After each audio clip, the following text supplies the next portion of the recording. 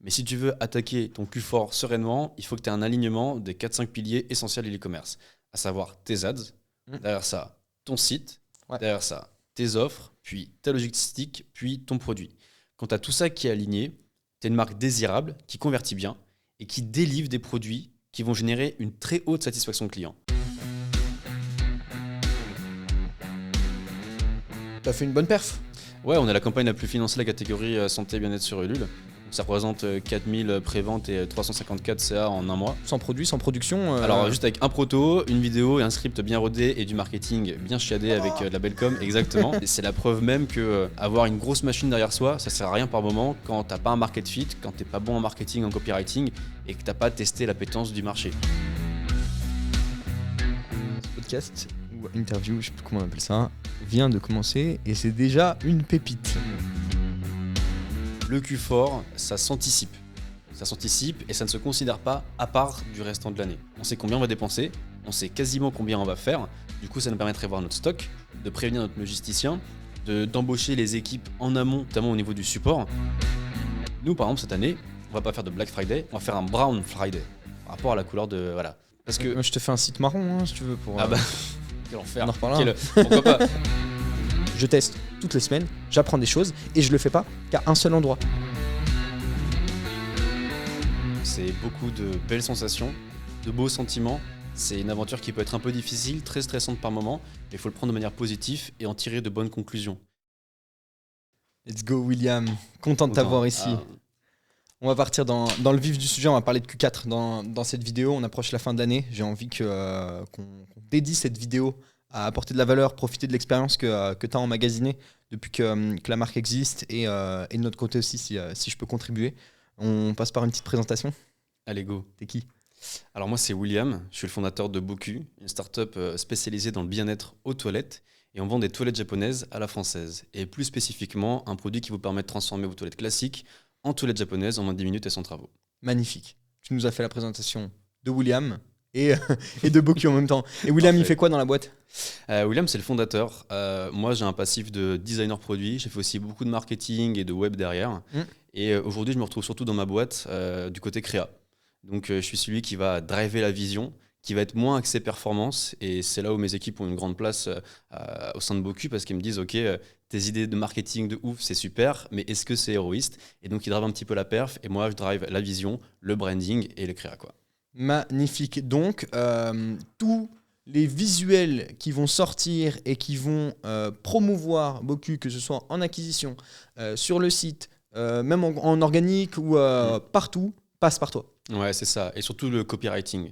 Okay. Et la stratégie marketing beaucoup plus globale aussi. C'est synchroniser les équipes, mettre tout le monde d'accord et dire on va faire ça parce que ça va être génial, en restant sexy et un côté héroïste aussi. Bien sûr. Et surtout une vraie identité de marque, là où quand sur Boku, on fait pas des promotions, on fait des promotions. Yes. On a une FAQ. Oui. Son adresse pro, c'est Professeur Lionel, exactement. Ouais.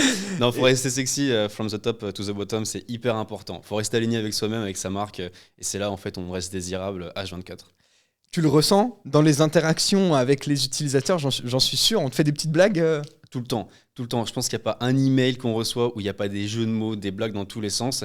Et ça, c'est génial parce que même quand il y a des problèmes, mettons avec des commandes ou quoi, on fait tellement marrer les gens qui prennent ça, mais de manière ultra détendue. Et du coup, au quotidien, même moi avec mes interactions dans la rue avec des gens, au boulot ou quoi, il y a toujours de l'humour et ça met tout le monde sur un piédestal très détente et c'est parfait pour entamer les discussions. T'es trop bien, on a fait un petit event hier et t'es omniprésent en ce moment, on voit ta tronche de partout et c'était marrant parce que du coup on te reconnaît quand on arrive à l'event ou même dans la rue et les gens ont le smile instant. Ce que tu as réussi à transmettre sans forcément développer ta personal brand, créer et attacher un groupe de personnes autour de toi. Tu l'as fait quand même autour de ta marque, mais qu'avec quasiment du contenu sponsor ou des grosses campagnes. Ouais, absolument. Ouais. On n'est pas tout à fait bon en organique pur. On fait pas mal de personal branding autour de ma personne quand même. Je suis dans la majorité des publicités qu'on propulse. Ouais. Et effectivement, dès qu'on nous approche, les gens ont le smile. Et ils ressentent l'énergie et l'humour de Boku. Et du coup, voilà, ils arrivent, ils sont très contents de discuter. Et tout se passe bien en général. Et ça, c'est un vrai plaisir de rencontrer des mecs qui adorent notre marque, qui n'achèteront sans doute jamais, mais qui nous adorent quand même et qui viennent nous en parler. Ok. Ouais, t'en as quand même qui saluent juste le discours. Oui. Ils sont juste waouh, bravo. Je veux pas de ton produit, mais waouh, bravo, j'adore. Je suis quand même abonné à ta newsletter, je reçois quand même tes promos, je suis ton Insta. C'est pas pour moi, mais on t'adore pour ce que tu fais, quoi. Et c'est dingue Ouais. parce que c'est limite du divertissement à plein de niveaux différents. Et alors là, c'est au-delà en fait de l'e-commerce. C'est cool. Et du coup, ça impacte toutes les décisions qui sont prises sur la boîte et surtout la manière dont tu montres la boîte au grand public, donc sur le site, sur la communication, sur les emails, sur les trucs. Et tu dois bien te casser la tête quand même, parce que des fois, il y a des jeux de mots, je me dis, mais comment il l'a trouvé celui-là? Ah, il y a des gros brainstorming. Des fois, les brainstorming ils sont autour de bière, donc ça stimule la créativité au niveau de l'humour. Et il y a un truc quand même dont on est hyper fier, c'est on a gardé la même fibre, le même humour quand on faisait 1000 commandes à l'année et quand on en fait aujourd'hui 50 000, quoi. Donc on a grossi, mais on a compris que notre réussite était très liée à notre humour, à notre façon de communiquer. Et donc on essaye de garder la même chose. Même si c'est pas dans les best practices e-commerce, on fait quand même parce qu'on sait que les clients nous adorent pour ça et qu'il faut qu'on continue à le faire. Et tu maintiens la même identité, le même discours, avec 50 000 paires de fesses satisfaites aujourd'hui en France Ouais. et en francophonie, quoi. Ouais, on essaye absolument, parce qu'on nous a aimé pour cette chose-là un jour, on nous aimera pour cette chose-là toujours. Maintenant, c'est toujours délicat de faire rire les gens et après de convertir et devenir professionnel, leur montrer que Ouais. Bocuse, c'est pas qu'une blague. Parce qu'il y a beaucoup de personnes qui pensent qu'on est limite une page Insta, on fait de l'humour, quoi, on fait des Ouais. réels pour déconner, alors que pas du tout. On est une marque très sérieuse et ça se ressent du coup dans notre funnel d'achat, dans notre acquisition, on en parlera peut-être après, ou en top of funnel, en broad, on va avoir beaucoup de contenu très humoristique, très viral. Et derrière, plus tu descends, plus on va mettre du trust, de la crédibilité et leur montrer que oui, on vous fait rire, mais derrière, on vous livre en 48 heures et vous avez un produit qui déchire. T'es pas qu'une marque qui cherche à placer cul et fesses dans chaque mot ou terme qu'il emploie. C'est vrai que vous êtes très créatif. Franchement, sur la partie créa vidéo, des fois, je vois des trucs. À chaque fois, chaque nouvelle créa, soit je vais tomber dessus, soit tu me la partages, ou alors je repasse par la bibliothèque publicitaire. Je vais toujours avoir une nouvelle surprise, à commencer par le fameux dans le Les truc de hooks. PQ Ouais, qui absolument. annonce le lancement de la marque jusqu'au créa plus musical où il y a l'installation. On pète des objections, on les comprend et on arrive à le faire tout en maintenant l'attention et l'engagement sur le contenu que tu as. Ouais, absolument. En fait, il s'avère que les Français sont littéralement coincés du cul quand il s'agit de parler d'hygiène intime et personne ne veut entamer la discussion quand on est gêné. Et pour enlever cette gênance, ce blocage mental, on utilise l'humour. Et dès qu'on rigole d'un sujet, tout le monde rigole, donc on met la gênance de côté, et là on peut entamer une discussion honnête, sincère sur les problèmes intimes, hygiène qu'on a au quotidien, tu vois. Ok. Et l'humour nous sert à ça, nous sert à briser des glaces, à produire du contenu éducatif, où on dédramatise l'utilisation de WC japonais à la maison, et on veut vraiment éduquer les personnes sur pourquoi est-ce que le PQ c'est moins bien, pourquoi est-ce que l'eau c'est mieux, et ça on le fait avec beaucoup d'humour. Ça, on va changer de sujet parce on va parler de Q4, de stratégie, de marketing. Mais en fait, tout ce qu'on est en train de dire maintenant, ça contribue à comprendre les fondations sur lesquelles tu t'es appuyé et tu as lancé la marque. Est-ce que tu t'aurais vu lancer un Boku sans cette phase d'humour, un Boku corporate On y a pensé et on sait que ça n'aurait pas fonctionné. En fait, aujourd'hui, en 2023, ça ne fonctionne pas. Maintenant, en 2043, peut-être que ça fonctionnerait. Parce qu'entre maintenant et dans 20-30 ans, il y a l'éducation qui sera faite entre-temps. Et là, les gens seront ready à acheter des toilettes japonaises à fixer, du Boku ou autre, tu vois. Mais aujourd'hui, c'est pas le cas. Et tu peux pas t'amuser à communiquer sur des WC japonais de manière hyper stoïque, comme pourrait le faire très classiquement, on va dire, du Leroy Merlin ou du boulanger, tu vois. Ouais. Ça fonctionne pas. Qui sont des boîtes qui vendent des WC japonais. Mais ils le vendent pas très très bien. C'est pas sexy. Et du coup, on s'est projeté là-dessus, on s'est dit, ok, bah même en A/B testing, tu vois, on pense faire une page produit Boku classique et une page produit moins classique avec, on va dire, beaucoup moins d'humour, beaucoup plus d'éléments de réassurance, un petit peu à la marketplace plus lambda. Et pour comparer les résultats des deux, on a déjà les réponses parce qu'on voit quand on envoie des emails, quand on met de l'humour, ça performe toujours beaucoup plus que quand on n'en met pas. Et qu'on essaye de faire des visuels en gris, blanc, un petit peu à la Apple, tu vois. Donc on sait que notre identité a une grande part de réussite dans notre succès. Parce que comme tu dis, en fait, grâce à l'humour, on brise la glace, on capte l'attention. Une fois qu'on a généré l'ouverture du mail ou le clic pour activer le son sur certaines créas, etc., en fait, on rentre dans le jeu et là, toi, tu arrives à dérouler ton discours et tous les bienfaits en termes de bien-être, d'écologie, d'économie et tout ce que tu balances au sujet du produit qui forment les arguments aujourd'hui de vente de ton produit principal. Tu n'as qu'un seul produit ? Alors, on a 3 produits actuellement. On a le bidet Boku, qui est la version le best-seller, qui est le bidet Boku et la toilette japonaise à fixer. On a le Boku Mini, qui a la version portable qui fait un véritable carton, puisque en fait, quand tu as un WC japonais chez toi et que tu vas aux toilettes ailleurs, genre en vacances au boulot, bah, tu te sens hyper sale, tu n'as pas de comeback, et le Boku Mini, bah, il remédie à ça. Et on a des petites serviettes aussi en bambou, qui sont pour les personnes qui veulent totalement se séparer du PQ, parce qu'il faut savoir qu'un WC japonais, c'est réduit d'en moyenne 80% de ta conso de PQ. Donc tu as toujours 20% pour te sécher et t'assurer que tu laisses rien derrière toi. Il y a des personnes qui veulent plus de PQ, et donc on leur vend des petites serviettes en bambou, quoi. Trop bien. Et vous pouvez utiliser votre calculateur d'économie pour voir combien vous économisez en PQ chaque année, seulement sur l'aspect du coup monnaie, argent économisé, parce que ça reste une dépense fixe pour chaque foyer, outre les bienfaits qu'il y a autour. Vous vendez Absolument. que en ligne? On vend exclusivement en ligne. Alors peut-être qu'au moment où cette vidéo sortira, on vendra plus qu'en ligne. Là, on s'attaque au B2B, au retail, donc grande distribution, à l'équipement de plein d'établissements professionnels aussi. Ok. Donc c'est important quand tu es une marque e-com, quand tu es une DNVB de base, de se focus sur l'acquisition online digitale, d'exploser l'acquisition web. Et ensuite, une fois que tu es très très bon, là, tu passes en retail, tu passes en physique. Et là, tu es indoublable, quoi. Et la distribution retail, c'est un bon moyen de capitaliser sur tous tes investissements en communication digitale. Et c'est un bon moyen de continuer ta discussion que tu as online, en physique, avec des prospects et des clients potentiels. Et toujours renforcer. Le premier truc le plus dur à acquérir en ligne, c'est cette confiance, cette autorité externe que tu vas acquérir via des médias, d'autres sources d'autorité, de la preuve sociale, mais aussi justement avec le fait que en bas de chez moi, en fait, je peux passer devant ton produit. Ma question, avant de passer sur la suite, parce qu'elle m'intéresse pas mal, c'est comment conserver cette touche d'humour, tout ce que vous avez construit en termes de discours, sans t'avoir et en ayant seulement le produit en face de moi. Comment tu vas réussir à conserver ça, cette touche, ce truc qui va faire que la personne va s'arrêter, avoir de l'intrigue, attirer son attention, générer le premier clic et pouvoir dérouler un peu ton discours sans être là, sans avoir une créa qui tourne ou un gorille qui s'essuie la barre derrière. Absolument. Bah, c'est tout l'enjeu du retail pour les marques qui sont digitales. En fait, quand tu es en retail, tu as genre ton packaging qui est genre ta landing page si tu veux, et quand tu as de la chance, tu as une PLV, tu as du carton avec des couleurs flashées, tout ça pour communiquer là-dessus. Ouais. Et tu peux te baser que là-dessus. Alors, fort heureusement, on sait que genre 85-90% des gens qui vont acheter en physique, c'est des gens qui nous auront connus online. Ouais. Et donc pour les personnes restantes, c'est là où on sait que nous, nos produits, on ne pourra pas juste les mettre en rayon et espérer qu'ils se vendent. Ça passe donc par des animations, avec des animateurs qui vont promouvoir le produit sur les magasins, sur des pop-up, ce genre de choses. Ça passe par de la belle PLV, donc de la belle scénographie, du beau merchandising, avec des belles couleurs qui vont propulser le branding, l'image et l'univers de la marque devant les prospects qui passent dans les magasins, ce genre de choses. Et après, ça s'arrête un petit peu là, hein. Ça passe aussi beaucoup par des collabs, je sais pas, au BHV ou Galeries Lafayette. Donc là, tu es très, très, très désirable.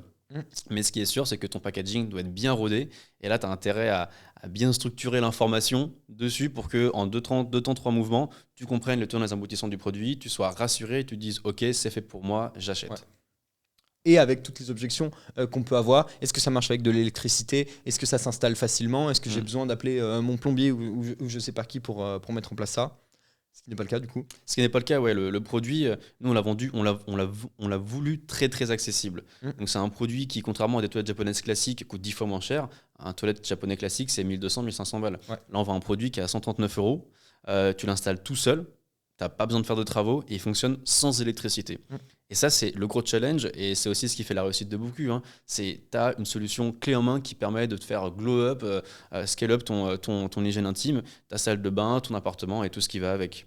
Et ça, les gens, c'est des gros biais psychologiques, des gros peignes. Quand ils pensent, voilà, WC japonais, ils se disent c'est gros, faut être propriétaire, faut faire plein de travaux, ça coûte une blinde, l'entretien, ça a l'air d'être galère.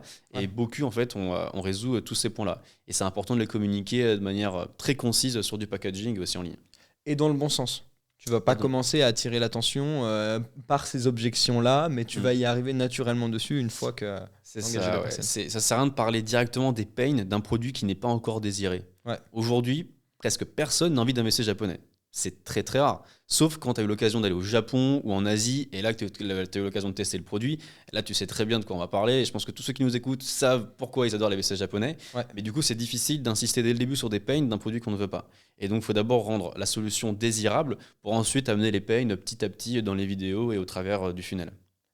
et sur les dernières étapes où on prend notre décision d'achat et où les modalités, quand je vais le recevoir, à quel endroit, etc., ou comment ça s'installe, deviennent les questions qui sont celles qui t'empêchent un petit peu Qui titille, ouais. d'ajouter ou d'aller plus loin. Ouais, c'est ça. Bah, notre but, c'est d'exploser tous ces pains et tous ces freins. Et je pense qu'on fait ça. On doit du coup prendre beaucoup plus de risques que d'autres boîtes qui vendent des produits un peu plus mainstream, dans le sens où nous, on a deux gros freins, si tu veux. C'est est-ce que je vais réussir à installer le produit et est-ce que je vais même prendre un jet d'eau dans les fesses. Concrètement, c'est ça les deux gros pains, tu vois. Et ces deux gros pains-là, quand tu reçois le produit, que tu l'installes et que tu utilises le produit, ils disparaissent instantanément. Parce que le produit est facile à installer et les sensations sont très agréables et l'hygiène que tu en tires est assez insane. Et du coup, il y a un truc qu'on fait et tu es tout à fait au courant là-dessus. On propose une offre essayée avant d'acheter. Ouais. En gros, on leur dit ok, on sait que c'est énorme pour vous d'acheter un WC japonais, c'est beaucoup de freins, vous ne connaissez pas le produit. Et on va proposer de vous envoyer le produit gratos. Vous le testez pendant 15-20 jours. S'il ne vous plaît pas, vous le renvoyez sans frais. Vous avez testé un produit sans condition, sans problème. Et s'il vous plaît, vous le gardez et là, on vous débite. Et ça, c'est très fort parce qu'on leur dit, moi, je me suis toujours placé du côté du consommateur. Et je me suis dit, ok, si je veux acheter un produit que je ne connais pas, que j'ai jamais testé, j'ai peur de pas pouvoir me faire rembourser. Voilà, 130 balles, c'est quand même pas rien, c'est un budget, tu vois. J'ai peur de me faire arnaquer, j'ai peur de pas kiffer, machin. En fait, tu as plein de peine et il faut rassurer le client et lui dire, ok, on te comprend. T'inquiète, c'est pas grave. Du coup, on te fait confiance, on t'envoie un produit. Si tu l'aimes pas, tu nous le renvoies. That's it. Mais ouais, et puis par contre, si c'est le cas, eh ben, je vais pas hésiter à en installer un ou à l'offrir à chaque membre de ma famille. Et il y a même des personnes qui ont besoin de ce produit. Sans parler du bien-être, même de l'accessibilité. Tu sais, je pense à des gros bodybuilders qui font pas le tour, quoi. Et pour qui ça a du sens. Tu as déjà isolé un peu des discours sur ces types de cibles-là? Ouais, absolument. Donc il y a les personnes plutôt classiques qui veulent juste une meilleure hygiène. Et tu as pas mal de personnes âgées. Enfin, c'est plutôt des enfants de personnes âgées qui ont totalement perdu en autonomie aux toilettes. Bocuse, ça leur permet de retrouver l'autonomie quand ils ont des moments intimes ou doivent faire ce genre de choses. Et ça, c'est hyper important pour eux. Tu as pas mal de personnes qui sont partiellement paralysées ou qui sont en surpoids et qui manquent de mobilité pour s'essuyer. Et Bocuse, ça leur permet de gagner, de regagner en confort et en simplicité de vie au quotidien, mais fois 1000, quoi. Et pour ces personnes-là, moi, c'est les personnes qui me touchent le plus en termes de clientèle, parce que c'est des personnes chez qui on va vraiment révolutionner leur quotidien et qui, comme option, avaient avant d'acheter un shirt japonais à 1500 balles, ce qui est inaccessible. Et nous, on reçoit des emails des personnes qui nous remercient, mais des trucs de dingue, quoi. Ça m'émeut carrément, qui nous disent qu'on a changé leur vie. Que grâce à eux, bah voilà, ils n'ont plus à essuyer leur maman ou leur papa aux toilettes. Ouais. Que grâce à eux, bah, ils n'ont plus de problèmes intimes parce qu'ils peuvent enfin avoir une bonne hygiène personnelle. Et sans avoir la sécu derrière qui te rembourse ton produit ou je sais pas quoi. Ce podcast ou interview, je sais plus comment on appelle ça, vient de commencer et c'est déjà une pépite. Je suis au courant de ton offre essayée avant d'acheter, comme tu disais, parce que je checkais, ça fait quasiment 1 an qu'on bosse ensemble. À faire des dizaines de tests sur le site. On a retapé 2-3 fois l'expérience, le funnel. Il y a tellement de challenges parce qu'en 1 an, il s'est passé une quantité de choses monstrueuses et vous avez grossi très vite. On va parler de Q4, de strat à mettre en place sur cette fin d'année. On a déjà vécu un Q4 ensemble. Ce qui s'est passé l'année dernière, c'est que, histoire d'anticiper un petit peu, je t'ai envoyé un message comme à tous nos clients et je t'ai dit, bah, écoute, on va s'occuper du setup.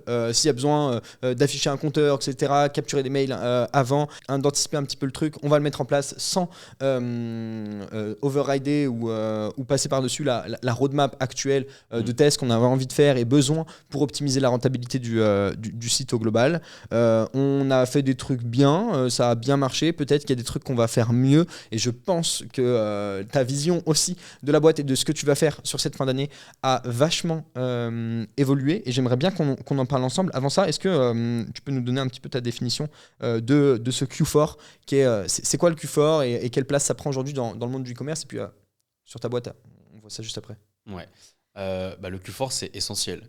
Le Q4, c'est la période de l'année où il y a la plus forte intention d'achat. Et ne pas capitaliser sur ce Q4-là, c'est passer à côté de la majorité de ton chiffre d'affaires. Chez nous, Boku, brièvement, le Q4, c'est en 2022 avec toi, 60% de notre chiffre d'affaires sur 3 mois, sur une année de 12 mois. Donc c'est considérable. Et c'est le moment pour tous les e-commerçants de capitaliser sur cette opportunité. Et passer à côté, c'est juste une grosse bêtise. Et c'est un bon moyen de proposer des offres exclusives et beaucoup plus grosses que le reste de l'année à tous ses clients. Ok. Mais tu fais quand même des offres le reste de l'année. Donc, on va voir aussi justement comment on va essayer de différencier, de conserver l'intérêt d'acheter de la part de ton consommateur, d'attendre soit le Q4 ou même de reprofiter d'une offre qui est en cours, et comment tu vas essayer de ne pas avoir des choses qui sont trop redondantes, sachant que tu es quasi en monoproduit, même si les produits annexes ont pris leur part dans la boîte. Ça va être intéressant de discuter de ça. Pour finir sur le Q4, donc c'est le quatrième trimestre de l'année, qui comprend des events comme Halloween 31 octobre. Je regarde mon téléphone, c'est le jour de mon anniversaire. On va avoir Black Friday, Cyber Monday, où cette semaine devient de plus en plus longue. Plus les années passent. Et la période de Noël, Hanouka, enfin après il y a différentes fêtes autour, mais c'est 4 événements principaux, et peut-être des événements que tu ajoutes, toi. Je sais pas, là tu sors de Boku Days. Est-ce que tu vas continuer à faire des petits événements en plus? Alors, c'est important de pas trop saturer quand même les promotions dans ces moments-là, parce que en 3-4 mois, tu as genre masse d'énormes promotions. Donc on a plus tendance à ne pas en rajouter, contrairement au reste de l'année où on va par moment créer nos propres temps forts de promotion. On va avoir tendance à ne pas trop en rajouter pour rester désirable à des moments clés et très très denses du Q4. Il faut bien anticiper. Ouais, absolument. Tu parlais de 60% de ton CA l'année dernière. Est-ce que tu penses que le Q4 de cette année conservera la même place dans ta SRAT, ton CA, évidemment, la renta que tu génères via Boku? Je pense que ça va même être plus. Les 60% de CA en 3 mois, c'est une règle qui est plutôt omniprésente chez pas mal d'e-commerçants. Or, ceux qui ne font pas de promotion, par exemple, pendant le Q4, ce qui est un choix aussi, nous, on pense que ça va être encore plus fort. On a un modèle qui est un petit peu différent d'autres boîtes d'e-commerce, mais il faut savoir que le Q4, il faut toujours le penser, il faut jamais le considérer comme un état à part. Le Q4, ça rentre dans ta strate globale annuelle. Et c'est encore plus vrai pour nous, puisque c'est, comme pour tout e-commerçant d'ailleurs, l'opportunité d'appliquer toutes les best practices et toutes les conclusions que tu as tirées de ton année d'acquisition. Et c'est hyper important de revenir sur tous les gros events que tu as fait pendant genre 10 mois et te dire, ok, ça a marché, ça n'a pas marché, qu'est-ce qu'on fait, qu'est-ce qu'on ne fait pas. C'est chaque hyper action, important. Créa, email, objet, etc. qu'on générait plus d'intérêt pour tous les rassembler et régénérer cet intérêt, mais cette fois-ci dans une période beaucoup plus courte et intense. Absolument. Et il faut penser que quand tu as un beau taux de conversion, on va dire que tu es autour de 3%, tu vois, c'est une bonne moyenne haute. Donc tu as 3% des visiteurs de ton site web qui achètent. Et donc, tu as tout le reste qui n'achètent pas. Et ça, toute l'année. Mais ces personnes-là, tu les touches quand même. Et tu les touches plusieurs fois que le retargeting. Donc, ces personnes-là, elles-toi en tête, tu vois. Et le Q4, c'est le moment où tu vas essayer d'agrandir, donc de faire monter ton taux de conversion pour aller récupérer toutes ces personnes qui te connaissent, mais qui n'ont pas acheté. Et souvent, le premier frein dans un achat, c'est le prix. Si ton offre elle est un minimum bien construite, si ton produit il a du sens, c'est le prix. Et ce Q4-là, c'est l'opportunité de montrer aux consommateurs que oui, on sait qu'on peut être cher à vos yeux et on va baisser nos prix pour vous faire plaisir. Du coup, dans la même continuité, t'en as parlé à un moment et tu as dit que pour certaines personnes, c'est un choix. Est-ce que vous êtes une marque réduction ou pas réduction? Et si oui, pourquoi? C'est une super question. J'adore ce débat de réduction par réduction Black Friday et tout ça. Valeur perçue du produit, retour à 127. Est-ce que les perfs s'écroulent et en fait ma boîte disparaît? Qu'est-ce qui se passe? Y a une dynamique qui est un peu délicate à aborder quand tu fais des promotions, que tu n'en fais plus après, ton taux de conversion descend et tout ça. Donc effectivement, tu as deux écoles pour moi. Tu as l'école number one, qui est l'école, ok, on ne fait pas de promo. On dit que pendant le Q4, on n'en fait pas. Et souvent, ça, c'est les marques qui sont vraiment high level, tu vois, high-end, des marques un peu luxueuses, ou tu as des marques qui sont, au contraire, pas tout à fait luxueuses, mais fortes, très affirmées. Mais ces marques-là, elles savent qu'il y a une forte intention d'achat pendant le Q4. Donc la question, c'est comment est-ce qu'on reste désirable, on augmente notre CA alors qu'on ne fait pas de promotion. Et souvent, les marques qui arrivent à faire ce move-là sans promotion, c'est des marques qui ont une très forte authenticité, qui vont avoir une communauté qui est très engagée. Et du coup, on pourrait penser que ces marques-là, elles communiquent pas plus que ça pendant le Q4, mais c'est tout à fait faux. Elles communiquent sur le fait que leurs prix sont justes toute l'année, qu'ils ne vont pas faire de promotion parce que voilà, les marges sont tant, donc ils sont très transparents sur leurs prix. Et du coup, ils jouent un peu sur le marketing de la culpabilité, j'appelle ça le shame marketing, tu vois. C'est pas quelque chose de mauvais en soi, mais c'est leur dire, eux font ça, c'est pas terrible, nous on fait ça parce qu'on sait ce qu'on vaut, etc., etc. Donc c'est une mentalité un petit peu différente de la mentalité de la promotion. T'as plein de marques qui font des promotions un peu à tout va, et ça leur détruit leur image. Ça leur détruit leur image pour plein de raisons. Nous, chez Boku, donc comme tu dis, on est quasiment une marque monoproduit. On a un best-seller qui représente plus de 85% de notre CA. Et c'est un produit, c'est un one-time buy. Donc ça veut dire que tu l'achètes une fois ou deux maximum, et c'est très très rare. Ce qui fait que les gens ne vont pas venir acheter 15 000 fois sur ton site. Donc ça veut dire que les promotions, ils vont pas en voir en passer 3 000 non plus, ils vont pas se dire oui, en fait à chaque fois ils font des promos, des achats de chez eux, donc en fait ils en font tout le temps, donc j'ai pas vraiment le vrai prix, c'est des arnaqueurs. Donc au début, on s'est dit, pas de promo, ça va nous détruire en termes d'image perçue, etc. Puis on s'est rendu compte que les gens achetaient une fois et qu'ils attendaient les promotions justement pour acheter chez nous. Parce que le bidet Boku, c'est un peu, donc c'est un WC japonais à fixer, tu vois. Psychologiquement, c'est comme si tu achetais un matelas ou un lave-vaisselle ou un micro-ondes. Donc c'est un achat qui a une certaine valeur et que tu mets un certain temps à processer, un certain temps à vouloir acheter. Et tu as besoin de promotion en tant que déclencheur après avoir passé 1, 2, 3, 4, 5 mois à ruminer en mode ah j'achète, j'achète pas.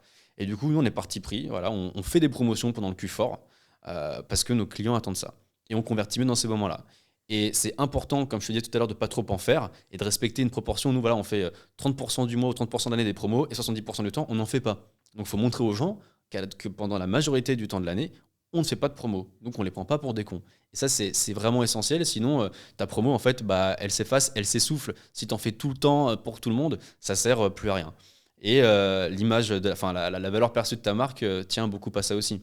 Mais c'est marrant, nous on est présent on est intégré dans les stratégies internes d'une vingtaine de boîtes e-commerce et on a du coup des clients qui font pas de promo, on a qui en font, on en a qui sont très très très agressifs.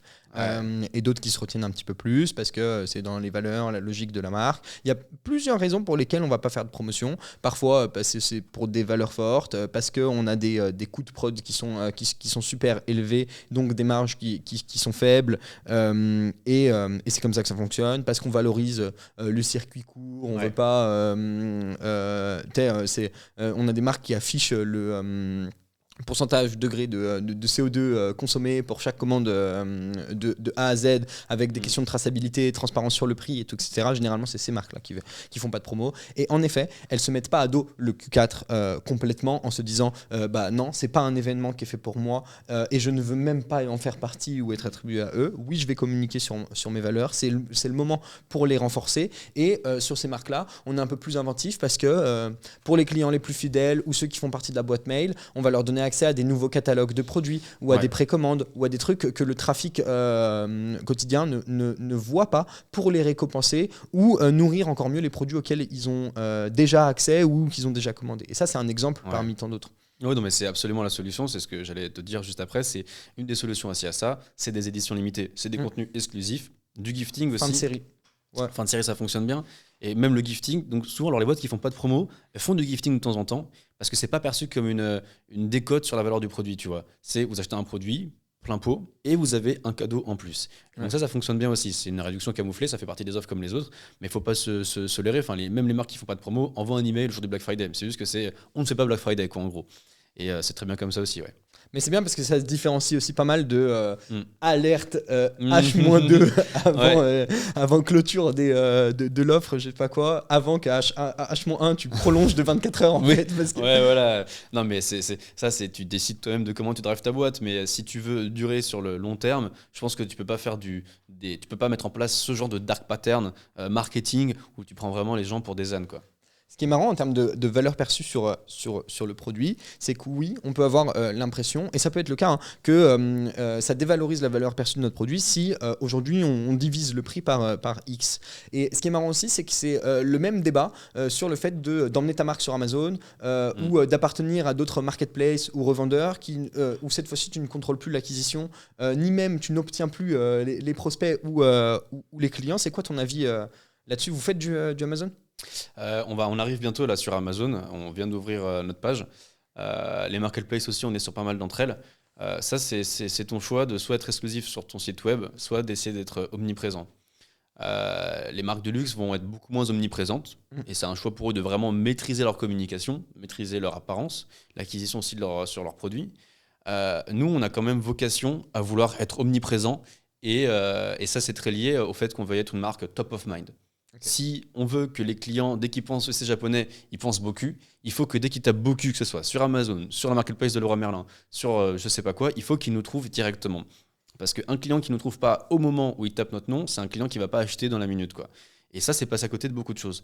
Donc, il faut être partout. Et ça sert à plein de choses. Donc, ça sert à capitaliser sur tout ton budget d'acquisition. Si t'es partout tout le temps, on trouve très facilement, donc c'est beaucoup plus rentable pour toi de dépenser beaucoup sur un méta, par exemple. Ouais. Et derrière ça, ça te permet d'avoir beaucoup moins de concurrents aussi. Là où tu n'es pas, tes concurrents peuvent être. Et ça, il ne faut pas laisser cette opportunité-là à tous tes concurrents de te doubler et de prendre des parts de marché sur des marketplaces sur lesquels tu n'es pas encore. Ouais. Donc, ça demande par contre beaucoup d'énergie en interne, tu vois. C'est-à-dire que débarquer sur 15 marketplaces, lancer Amazon et tout ça, ça demande du temps et des ressources. Mais dans une démarche de croissance, d'omniprésence et de vouloir prendre des parts de marché, pour moi, c'est essentiel de le faire. Mais c'est le même discours sur des plus petites régies publicitaires sur lesquelles tu spendes moins. Où tu es moins présent. Et je pense, hier, on parlait de personnes qui dupliquent littéralement ta boutique, qui, eux, vont utiliser ces canaux-là aussi pour te soutirer certaines parts de marché. Ouais, il y a tout, il faut faire attention. Et de toute façon, plus tu grossis, plus tu as des concurrents. Et c'est pour ça que c'est hyper important d'être partout pour pas te faire doubler. Et c'est là où le trust, la crédibilité vont faire la différence entre toi et un dropshipper qui va copier tout ton système, quoi, tout ton modèle. Et eux vont pas hésiter à faire des promotions des trucs de ouf, de dégénérés. Et souvent, s'il n'y a aucune livraison de produits derrière, d'ailleurs. Et si on prend le site de Boku et un autre site, alors oui, un site, mettons, concurrent, un mec qui nous copie de A à Z, oui, on va peut-être être moins bankable, désirable le jour même ou dans la minute. Surtout que toi, tu as déjà contribué à l'éducation de cette personne, quoi. Alors déjà, oui. C'est-à-dire que si le mec arrive sur le site d'un mec qui nous copie totalement, c'est sans doute grâce à nous. C'est comme ça que ça se passe en général. Parce qu'on fait beaucoup de bruit. Mais disons que nous, peut-être que là, si on prend 2 prospects classiques qui aiment bien les essais japonais, ils arrivent sur notre site et sur celui du concurrent qui nous copie. Peut-être qu'il va plus acheter chez le concurrent qui nous copie. Mais nous, ce qui est sûr, c'est que sur le moyen et long terme, on va générer beaucoup plus de volume et beaucoup plus de satisfaction client que lui. Et lui va peut-être durer 2-3 semaines, 1 mois. Aucun va avoir zéro satisfaction client. Ouais, non, mais voilà. Donc c'est une vision juste différente et c'est important pour éloigner tous ces gens-là d'être partout. Bah, c'est marrant parce que c'est vraiment un fléau dont sont confrontés littéralement 3/4 de nos clients au quotidien, même des anciens clients, même des prospects. Des fois, on me contacte la première fois pour savoir quoi faire. En cas de copie, quand quelqu'un vient juste récupérer tous les visuels, limite ton nom de domaine avec un tiret ou une extension différente. Et parfois, on a des DMCA à l'inverse. Genre, le mec arrive à faire une copie de ton site, a été créé en Shopify après toi et fait sauter ton best-seller via Shopify. Non, mais je te jure, des fois, on a eu des folies. On repart sur le Q4. Tu disais que le Q4, c'est quelque chose à intégrer dans ta stratégie globale à l'année. En janvier, tu penses à ton Q4. En mars, tu nourris encore une fois d'informations et de conclusions à mettre en place sur cette fin d'année, même si tu adaptes des choses au day-to-day, tu fais des tests de créa, enfin bref, tu rentres dans la routine classique des choses que tu fais évoluer dans ta boîte tous les jours. Il y avait une petite confusion entre les prérequis et la préparation sur quels sont les prérequis avant d'entamer et de rentrer dans un Q4, et on parlera de préparation, c'est un peu l'étape d'après une fois que les fondations sont posées. Ouais, y a un prérequis très basique et j'ai l'impression de rappeler un peu les bases de l'e-commerce quand je le fais, mais si tu veux attaquer ton Q4 sereinement, il faut que tu aies un alignement des 4-5 piliers essentiels de l'e-commerce, à savoir tes ads, derrière ça ton site, derrière ça tes offres, puis ta logistique, puis ton produit. Quand tu as tout ça qui est aligné, tu es une marque désirable, qui convertit bien et qui délivre des produits qui vont générer une très haute satisfaction client. Parce que tu as le top, tu as l'image frontale et tu as ce que tu livres derrière. Ouais. Et s'il y a une trop grosse différence entre les deux, si tu passes pour une marque de dingue, mais que derrière tu as un produit qui est éclaté, avec un packaging nul, en fait ça ne matche pas. Et sur le moyen long terme, tu ne tiens pas. Et donc c'est important de bosser toute l'année pour avoir ces 4-5 piliers le plus alignés possible pour que quoi que tu fasses en Q4, ça se passe bien pour toi. Et pas que avoir juste une bonne proposition de valeur qui convertit les personnes, parce que quand tu vas rentrer dans ton Q4, beaucoup de personnes que tu as touchées auront déjà un beau cul chez eux et bénéficier de ton expérience post-achat, échanger avec ton support ou des membres de l'équipe, continuer d'être dans la démarche d'éducation, on rejoint même le bateau, commenter toutes tes pubs et tout, etc.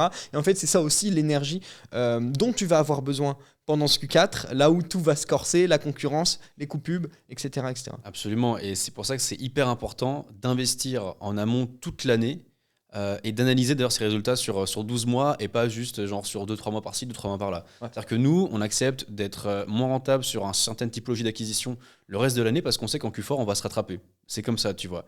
Et surtout que nous, on a un cycle d'achat qui est plutôt long. C'est-à-dire que nos clients, ils achètent chez nous au plus tôt 1 mois après nous avoir connus sur YouTube, Insta, Facebook. Quasi typique sur des paniers qui dépassent les 100 €. Exactement. Et ça va de 1 à 6 mois. Ouais. Donc en fait, c'est très très long. Donc ce qui se passe, c'est que toute l'année, on construit une sorte de poche ou de grosse poche d'audience. Et quand tu fais de grosses promotions, mettons Black Friday, mettons la rentrée septembre, mettons Noël, et ben en fait, tu vas aller puiser dans cette poche d'audience. Et c'est important de la construire, de la rendre sensible à tous tes arguments de vente pour qu'il n'y ait plus que le prix qui soit le frein en fait à la fin et que ce frein-là, tu le déboîtes pendant des promotions. D'où la strat quasi toute l'année. Je me souviens, je crois qu'on en parlait hier, d'accepter d'être break-even sur de l'acquisition YouTube. En plus, c'est marrant parce que peu de marques e-commerce en font, mais avec une créa super quali, qui éduque, qui fait de l'awareness, comme tu disais, et d'avoir un bon écosystème derrière qui te permettent, dans tous les cas, de backer, récolter des mails sur les personnes qui génèrent de l'intérêt et de commencer à les faire fit sur une audience que tu serais peut-être pas allé chercher sur du Facebook ou qui n'y est pas, quoi. Ouais, c'est hyper important quand tu maîtrises bien un canal d'acquisition, c'est de les multiplier. Parce que passer à côté d'un canal d'acquisition qui est rentable pour toi, c'est passer à côté de plein de chiffres. Et nous, donc, effectivement, on utilise aussi beaucoup YouTube. Et en gros, YouTube, c'est délicat à maîtriser, vraiment. Mais quand tu as un ROAS de 1 sur YouTube, ça veut dire que tu spendes gratos pour de l'awareness. Pour que les gens voient tes ads et qu'ils sont là, ah oui, ok, beaucoup, bon, c'est sympa. Peut-être qu'ils ne vont pas acheter. En tout cas, il y en a assez qui achètent pour avoir un ROAS de 1. Mais d'ailleurs, ce qui est hyper important, c'est que ton écosystème de retargeting, Facebook, Google, email, il est hyper performant. Et du coup, c'est là où on explose en retargeting en général parce qu'on nous connaît déjà depuis très longtemps sur YouTube, etc. Et derrière, tu as raison, hein, les emails font une part essentielle de notre chiffre. C'est hyper important de bien maîtriser ce canal-là aussi et que tout soit aligné. Ton système, ta stratégie d'acquisition, il faut qu'elle soit multicanal, il faut qu'elle soit bien rodée. Et parce que quand tu investis, je sais pas, 100, 200K par mois sur Facebook, si derrière tu n'investis pas sur Google, sur YouTube, en email, en article sponsor, en affichage, je sais pas, et ben en fait, c'est accepter d'être moins rentable sur l'acquisition principale de Meta parce que tu capitalises pas sur l'awareness que tu crées de manière générale en investissant sur des petits canaux d'acquisition à gauche à droite où les gens sur leur truc, je sais pas, en regardant un article sur Google, ils vont voir un petit pop-up beau cul à gauche à droite, tu vois. Et c'est un écosystème global à générer. Alors quand on commence l'e-commerce, c'est pas évident de maîtriser plein de canaux d'acquisition différents. Mais dès qu'on commence à monter un petit peu en gamme, il faut les multiplier. Parce qu'un mec qui nous voit sur Facebook, c'est bien. Un mec qui nous voit sur Facebook et chez un influenceur sur Insta, c'est mieux. Si nous voit sur TikTok, c'est dingue. Si nous voit dans un magazine, c'est insane. Et plus ça va, plus il a des chances d'acheter. Et c'est ce que je voulais dire, disclaimer, et tu sais bien parce que tu t'es bien mis à la place aussi de la personne qui est en train de tester son marché sur sa régie publicitaire principale. Tu fais tout d'un coup, tu vas en avoir par-dessus le front et surtout tu risques de balancer du budget, de la créa, de l'attention, de l'énergie, de la ressource financière comme humaine sur des fondations qui sont en train d'être définies. Et je pense que c'est important de capitaliser sur une seule et première source d'acquisition de trafic, de définir ses fondations. Et une fois que c'est le cas, du coup, j'ai plus de roulement, j'ai plus de cash flow. Je vais aller. Alors oui, c'est difficile, mais en fait, c'est mon rôle d'aller m'informer et de tenter cette nouvelle plateforme YouTube, être présent, faire de l'awareness dessus et toucher des personnes que je pourrais pas toucher sur Facebook. Venir compléter aussi mon acquisition ici, mais mon acquisition qui est quand même stable et rentable depuis le début et sur laquelle, avant d'accepter de passer sur d'autres canaux, etc., j'ai déjà mon pilier solide sur lequel je vais juste essayer d'en être moins dépendant, mais aussi de continuer à le nourrir avec des personnes qui ne sont pas forcément touchées par ce canal-là. Absolument, et c'est essentiel, oui, comme tu dis, de maîtriser un canal d'acquisition à la fois, Meta étant, on va dire, le truc d'entrée où tout le monde passe par là, tu vois. Et derrière, la rentabilité de ce canal va te permettre de tester des canaux à perte. Et ça, c'est important. Parce que c'est très difficile d'être rentable sur YouTube, sur TikTok ou d'autres canaux day one, tu vois. En général, tu as 1 mois et demi, 2 mois de testing et il faut le financer ce mois et demi ou deux de testing, tu vois. Parce que tu en as qui balancent juste 1 ou 2 ads, qui balancent 500 ou 1000 balles de test. Ils se disent, ah, c'est bon, Google Ads, c'est pas fait pour moi. Ouais. Non. C'est pas fait pour toi dans le budget que tu as alloué à ce testing-là, tu vois. Oui, avec ce que tu as testé, il y a peut-être des variables de saisonnalité aussi au moment où tu le testes. Et encore une fois, deux discours, parce que peut-être que les fondations sur lesquelles tu t'appuies et ce que tu es allé chercher comme mots-clés ou peu importe, sont pas validés. Et ce qui est marrant, c'est que toi, tu as plus validé ces fondations-là via un Ulule que sur de l'acquise Facebook. Ou non, c'était nourri en fait les deux en même temps. Alors, c'est un peu différent. Donc moi, j'ai lancé beaucoup sur Ulule. Ouais. Et c'était avant tout pour dérisquer le business. Pour pas avoir à avancer je sais pas combien de centaines de milliers d'euros de stock alors que je savais pas s'il y avait un market fit ou ce genre de choses. Et donc Ulule, ça m'a permis ça, de générer la trésorerie, de générer beaucoup d'awareness et beaucoup de précommandes.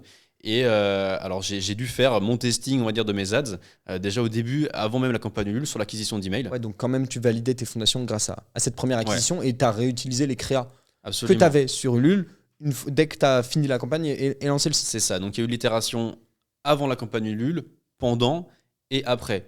Mais ce qui est sûr, c'est que tu vois, aujourd'hui, si je refaisais la campagne Ulule, elle faisait le triple de ce qu'on a pu faire à l'époque. Parce que on maîtrisait pas encore, je maîtrisais pas encore tout, j'étais quasiment solo, tu vois. Et donc il y a plein de choses qui ont changé. Tu as fait une bonne perf. Ouais, on est la campagne la plus financée de la catégorie santé et bien-être sur Ulule. Okay. Donc ça représente 4000 préventes et 354 CA en 1 mois. Donc, sans produit. Pardon ? Sans produit, sans production. Alors juste avec un proto, une vidéo et un script bien rodé et du marketing bien chiadé avec de la belle com, exactement. Et c'est la preuve même que avoir une grosse machine derrière soi, ça sert à rien par moment quand t'as pas un market fit, quand t'es pas bon en marketing, en copywriting et que t'as pas testé l'appétence du marché. Donc, et moi, je me suis concentré sur les éléments essentiels. C'est une belle vidéo qui transmet l'énergie du rêve, qui éclate les pains par rapport au produit. Un produit qui fonctionnait bien, enfin un proto qui fonctionnait bien plutôt. Et c'est tout, une acquisition d'email, parce que c'était le canal d'acquisition et qui fonctionne le mieux quand tu fais une campagne de crowdfunding, c'est de l'emailing à fond, tu vois. Et on s'est focus sur ça. Et donc derrière, oui, on a tiré des conclusions de cette campagne Ulule et on a réutilisé encore aujourd'hui une de nos vidéos Evergreen. C'est quasiment la même vidéo qu'on utilisait sur Ulule à l'époque et ça va faire 1 an et 7 mois, quoi. Ok. Donc ça, c'est la vidéo qui a fait 50 fois le Tour de France, quoi. Oh ouais, plus que 50. Je pense que tu peux rajouter 5-6 euros derrière, ouais. Ok, monstrueux. Mais du coup, maintenant, si on se projette, si on part de cette campagne Ulule avec cette première source de trafic sur Facebook, là où tu capturais des mails, et maintenant, donc vous êtes présent sur Facebook, on est toujours dans la catégorie prérequis. Peut-être que c'est pas un prérequis d'être omni-canal sur tous les ce qui existe, même la dernière plateforme qu'a lancé Facebook ou je ne sais quoi. Mais aujourd'hui, beaucoup, c'est de l'acquisition sur Facebook, YouTube, Google, Ads, sachant qu'il y a de la search, du discovery. Ouais, absolument. Bon, on fait aussi du marketing d'influence. On fait pas mal aussi d'articles sponsorisés à gauche à droite sur des gros médias. Il y en a qui viennent nous chercher et il y en a qu'on va chercher nous. Pas mal d'affiliations aussi. C'est important de se créer un bon écosystème d'affiliés qui vont pusher ton produit auprès de leur communauté. Derrière ça nous arrive des fois de faire quelques ventes privées, mais ça n'a rien à voir avec le Q4. Affiliés, ça peut être des blogueurs, des créateurs de contenu outre sur n'importe quel réseau. Même des sites de comparateurs, genre de choses, de tout. Il y a de tout, tu vois. Et donc, en fait, l'idée, c'est d'arriver au Q4 avec déjà 3-4 canaux d'acquisition parmi les plus performants que tu as pu tester le reste de l'année, pour vraiment capitaliser dessus. Le Q4, c'est hyper intéressant pour plein de raisons. Pour les jeunes, pour les marques affirmées, on va dire, il faut arriver ready, sans avoir fait, on va dire, trop d'erreurs, parce que chaque client qui vient sur ton site à ce moment-là, enfin chaque visiteur, c'est un client qui a une intention d'achat beaucoup plus forte que la normale. Et il faut capitaliser dessus, c'est hyper important. Okay. Pas faire les bonnes optis, c'est passer à côté du cerf, tout simplement. Donc pour les marques affirmées, il faut bien bosser le reste de l'année et capitaliser sur ces 3-4 mois. Pour les jeunes marques qui débutent, et ça a été notre cas du coup il y a 1 an, c'est l'opportunité de tester pas mal de choses. Parce que tu as plus de trafic naturellement et tu as une intention d'achat plus forte. Et les gens vont plus loin souvent dans les funnels d'achat. Même si ça coûte plus cher. Même si ça coûte plus cher. Et pour moi, enfin nous, en Q4, on a eu beaucoup plus de trafic naturellement, même en faisant moins d'ads. En fait, les gens vont se dire, ah, il y a forcément une promo, je vais forcément voir, je vais plus m'abonner à la newsletter, je vais ouvrir plus d'emails que prévu, je vais plus cliquer, je vais peut-être aller même jusqu'au checkout, tu vois. Et c'est l'opportunité d'AB tester beaucoup, beaucoup de choses. Et nous, aujourd'hui, on sait que le Q4 qu'on a fait l'année dernière va être très différent de celui qu'on va faire cette année. Parce que en Q4 de l'année dernière, on était un peu en mode testing. Tiens, on va voir ce qui va fonctionner, ce qui va moins bien fonctionner. Aujourd'hui, on sait vraiment ce qui fonctionne pour nous et on sait beaucoup plus, beaucoup mieux comment capitaliser sur tout ça. Donc, tu as différentes étapes de maturité et bon, faut pas trop faire d'erreurs non plus parce que tout coûte plus cher, effectivement, comme tu dis pendant le Q4, mais c'est deux stades différents. Tu aurais pu lancer ta marque en Q4 ? La campagne Ulule, je l'ai lancée déjà en décembre.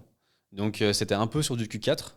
Je sais pas si j'aurais pu la lancer directement en Q4, c'est une bonne question parce que ça déboîte un petit peu ton image. Je pense quand tu débarques directement avec des grosses promos, c'est un peu délicat. Là sur Ulule, comme c'était de la préco, tu avais l'offre un peu exclusive, donc on pouvait se permettre de faire des promos à ce moment-là, dès le début.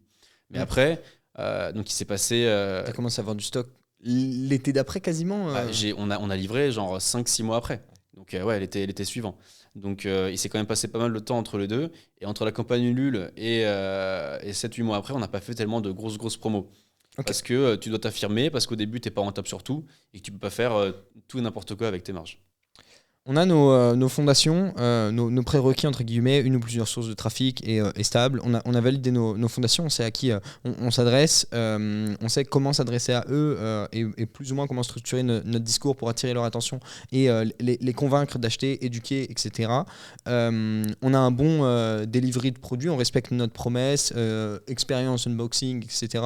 C'est du plus, mais ça contribue quand même à tout ce que tu construis et l'expérience qu'a le client à chaque fois qu'il est en rapport avec la marque et Boku. Ça, c'est important. Maintenant, comment on anticipe et on prépare son Q4 avant de rentrer sur les premiers mois où on va avoir des gros events et où la foule va s'enflammer? Eh ben, c'est important de faire des investissements en amont, surtout au niveau de la génération de leads pour les emails. Et ça, il y a beaucoup de moyens de capitaliser sur ce genre de choses avec des pop-up très performants où tu vas passer d'un taux de complétion genre de 2% à genre 20%. C'est con, ça coûte pas plus d'argent de le faire, hein, mais il faut se retourner les cerveaux et essayer de capitaliser sur chaque trafic, sur chaque personne qui va venir sur ton site et de les faire entrer dans ton flow, dans ton univers de marque pour les chauffer, pour être, comme je disais plus tôt, la marque top of mind pour arriver ready pour le Q4. Une capture de bienvenue 10 ou un code promo sur le premier achat ou là tu vas échanger de la valeur? Il faut être plus créatif que sur du bienvenue 10.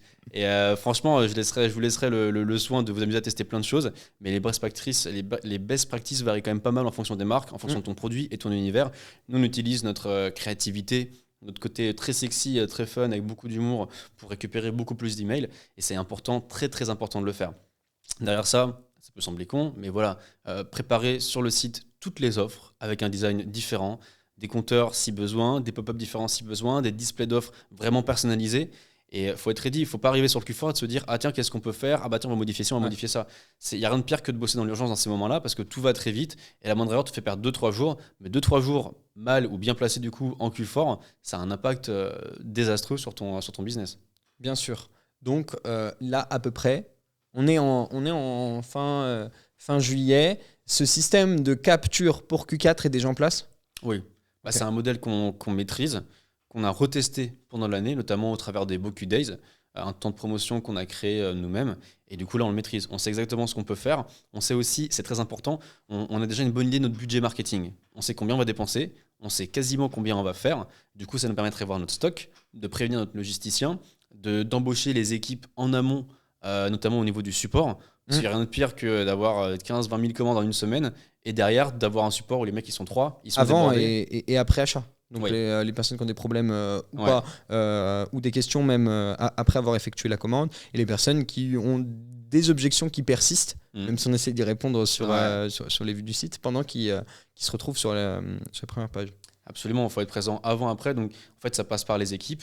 Ça passe donc, comme je disais, surtout au niveau du budget. Nous, on sait concrètement combien on peut payer pour récupérer un lead sur Facebook pour être rentable après, par email. On sait qu'on peut monter à plus de 2 €, tu vois, en étant rentable. En période de Q4 ou toute l'année il doit y avoir des variations aussi sur les coûts Il y a une petite variation en fonction des périodes, forcément. Il y a un petit peu de saisonnalité. C'est ton max. C'est notre max, quoi. Ouais. Et en fait, on sait jusqu'où on peut aller.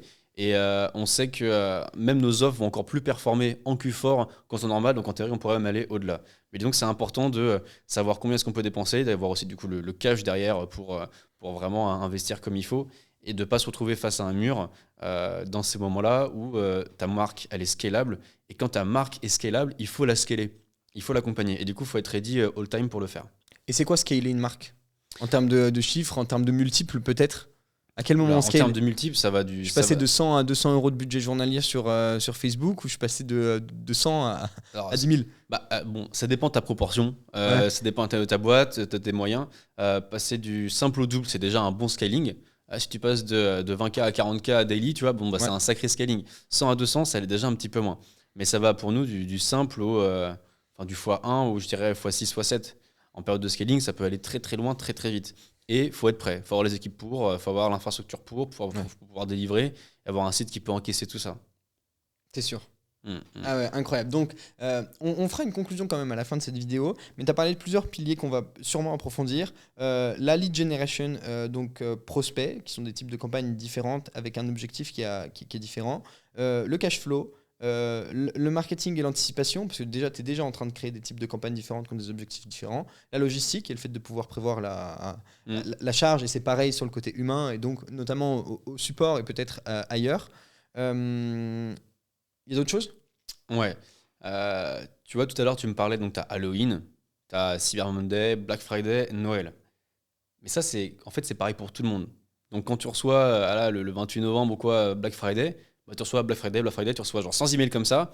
Et comment tu fais pour te différencier? Ouais. Et c'est hyper important de brander ces promotions. Tu as une marque, tu as une image de marque, il faut en faire quelque chose, il faut l'utiliser. Nous, par exemple, cette année, on va pas faire de Black Friday, on va faire un Brown Friday par rapport à la couleur de. Voilà. C'est pas petit, c'est pas genre Noël ou Christmas, c'est caca Noël. Et en fait, c'est important de personnaliser tes offres pour les rendre ultra sexy et pour te différencier. Et parce que. Moi, je te fais un site marron, hein, si tu veux. Pour, Ah bah.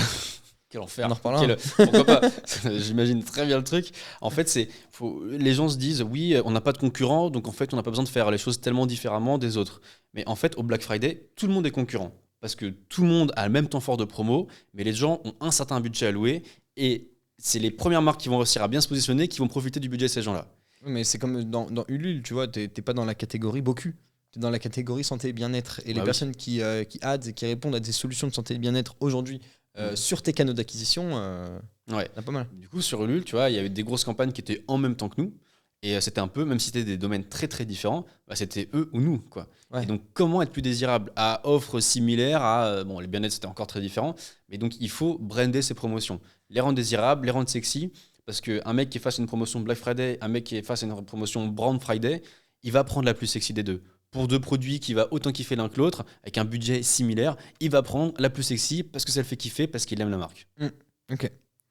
Et il faut réussir à rendre la brown c'est sexy. Ouais. Mais t'as pas l'odeur sur la partie online. Non, t'as pas l'odeur, non, tout à fait. Du coup, ça passe beaucoup mieux. Mais voilà, faut pas oublier que oui, t'as des best practices sur le Q4 pour faire tel type de promo, des couleurs noires, rouges, gros timer, machin. Ok, oui, ça c'est la baseline, tu vois. Mais faut pas oublier que ta marque, elle fonctionne pour plein d'autres raisons. Et nous, c'est surtout le branding. Et il faut l'incorporer dans tout ce que tu vas faire. C'est comme tout, et je suis d'accord avec toi, c'est pas un compteur qui va déclencher l'acte de vente et la décision d'achat. C'est pas une promotion qui va porter ta boîte et si tu la retires, tout s'écroule. Au contraire, c'est tout ce que tu as construit justement en branding et en image de marque. Par contre, c'est important pour toi, une fois que ces fondations sont posées, de déclencher l'urgence en prévenant quand la réduction va disparaître. Et tu le vois sur n'importe quelle de campagne d'email ou même sur tes Boku Days. Je crois que tu les as allongés en plus de 48, 72 heures, je sais plus. Mais en fait, quand tu arrives à la fin, tu as les utilisateurs qui se jettent dessus. Et c'est ton rôle de les prévenir. Par contre, avoir un compteur qui se redémarre tous les soirs à minuit, toute l'année, un produit qui est constamment en promotion, dans lequel, en plus de ça, tu penses que ton produit et ta marque reposent dessus, donc ton rôle, limite tous les matins, tu te lèves, c'est comment je vais justifier ma réduction encore plus, alors que tu peux très bien le faire aujourd'hui grâce à des solutions sur la quantité, avec des mix de produits, etc., sans détériorer un peu l'image de ton produit, et surtout en ayant des vraies périodes de promotion qui ont un impact. Ouais. Et au-delà des périodes de promotion, il faut aussi bosser sur la typologie de tes offres. Il faut être très créatif.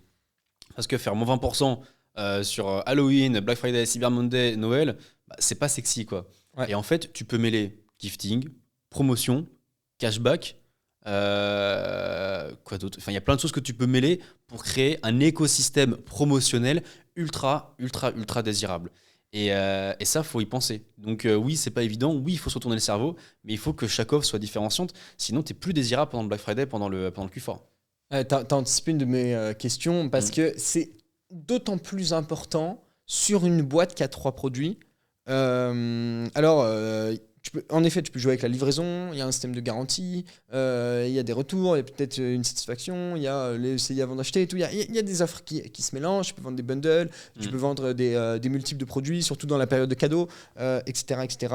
Mais ma question, c'était comment conserver une offre attrayante malgré l'enchaînement des événements pour pas avoir un système qui se répète tout le temps. Halloween, Black Friday, faire une offre différente, ne serait-ce que le lendemain au Cyber Monday. Et encore une fois pour Noël. Et je me souviens que l'année dernière, on avait mis un petit chapeau de Père Noël sur le logo. On avait vraiment communiqué qu'à Noël, c'était déjà le cas l'année dernière. Tu avais fait tes petites créas que tu avais tournées où tu es sur un shot avec un bonnet de Noël, le sapin derrière et tout, etc. Il y avait vraiment un univers qui avait été lancé où vraiment la marque switchait de couleurs, de tout, en gardant son identité globale et ses fondations, mais c'était une surcouche qui faisait arriver l'utilisateur dans un univers dans lequel il y a de l'activité, et demain ça vaut le coup de te reconnecter sur le site parce qu'il va se passer un truc. Exactement. Donc sur ta question, comment rester désirable pendant le Q4, moi j'ai aussi une réponse très simple à apporter, et je pense qu'il y a pas mal de personnes qui ne se rendent pas compte et qui se disent ok, c'est le Q4, il faut à chaque fois balancer d'un coup les meilleures offres. Sauf que le problème quand tu balances d'un coup les meilleures offres, c'est que derrière tu n'as plus rien à offrir. Et dans ton funnel, tous les clients vont pas descendre dans chacun des paliers jusqu'à l'achat.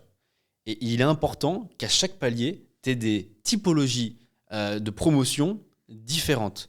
Parce que si tu proposes directement ton maximum, mettons moins 50%, ce qu'on ne fait pas du tout parce que c'est hors d'atteinte, si tu fais directement moins 50% pour tout le monde à première vue, bah, t'es dead un peu, quoi. Le mec n'a aucune raison de retourner chez toi après, il se dit je vais pas racheter plus tard ou quoi que ce soit.